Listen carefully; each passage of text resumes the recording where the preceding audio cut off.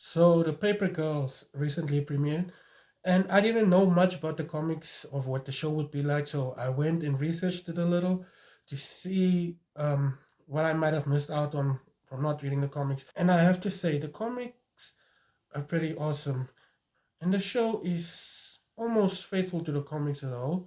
I think they had to change up a few things and tone the show down a little to make it more TV friendly, if you will.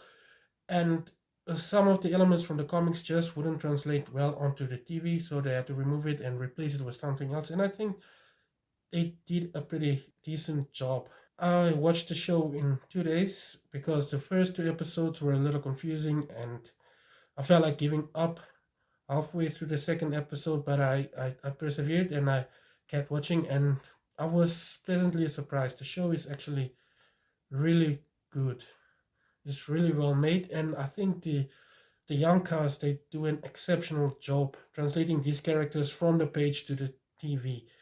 So if you don't know the Paper Girls, then it's okay. I still think it's a worthy TV show, especially in these times where everything is about superheroes. This is a comic book that's not about superheroes, but ordinary girls that are placed in an extraordinary situation where they have to find a way to stop a time war.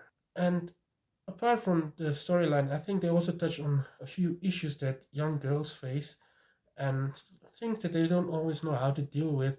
And the show puts a different spin on it.